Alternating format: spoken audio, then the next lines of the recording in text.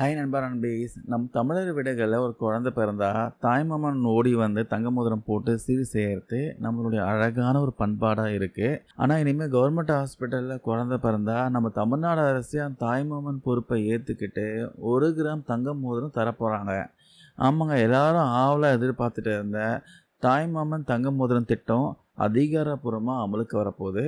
இது யாருக்கெல்லாம் கிடைக்கும், அதுக்கான ரூல்ஸ்லாம் என்ன போட்டிருக்காங்க, எல்லாமே டீட்டெயிலாக இந்த வீடியோவில் பார்க்கலாம்.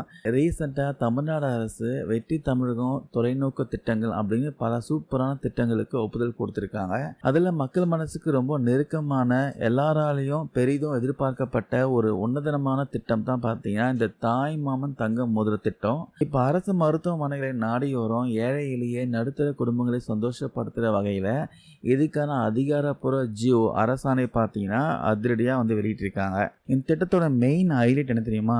தமிழ்நாட்டில் நிரந்தரமாக வசித்து அரசு மருத்துவமனைகள், ஆரம்ப சுகாதார நிலையங்கள் அல்லது அரசு மருத்துவக் கல்லூரி மருத்துவமனைகள் இதில் பிரசவம் பார்த்துக்கிற தாய்மார்களுக்கு பிறக்கிற குழந்தைகளுக்கு முற்றிலுமாக இலவசமாக பார்த்தீங்கன்னா 1 கிராம் தங்கம் மோதிரம் வழங்கப்படும் சொல்லியிருக்காங்க. இதுக்காக அரசாங்கம் பார்த்தீங்கன்னா வருஷத்துக்கு 755 கோடி 83 லட்சம் ரூபாய் நிதி ஒதுக்கீடு செஞ்சுருக்காங்க. இவ்வளோ மோதிரங்களை வாங்கணுமே, அதுக்காக இப்போவே உடனே பார்த்தீங்கன்னா டெண்டர் கோரவும் அதிரடி உத்தரவு போட்டாங்க.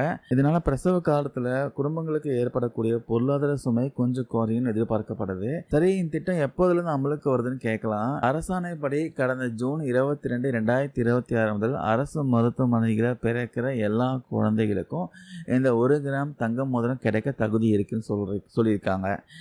ஆனால் இந்த திட்டம் ஒரு பிரம்மாண்ட விழா மூலமா பேரறிஞர் அண்ணா அவர்களுடைய பிறந்தநாளான வர செப்டம்பர் 15ஆம் தேதி அன்னைக்கு நம்ம முதலமைச்சர் விஜய் அவர்கள் நேரடியாக பயனாளிகளுக்கு வழங்கி அதிகாரப்பூர்வமாக தொடங்கி வைக்க போறாராம். உடனே உங்களுக்கு ஒரு டவுட் வரலாம், நாங்கள் ஜூன் 22க்கு அப்புறமா குழந்தை பெற்றுக்கிட்டோமே, எங்களுக்கு கிடைக்காதா அப்படின்னு கேட்கலாம். கவலையப்படாதீங்க. ஜூன் 22லிருந்து செப்டம்பர் 15க்கு இடைப்பட்ட காலத்தில் அரசு மருத்துவமனைகளில் பிறந்த குழந்தைங்களுடைய விவரங்கள்லாம் இப்போ கலெக்ட் பண்ண ஆரம்பிச்சிட்டாங்க.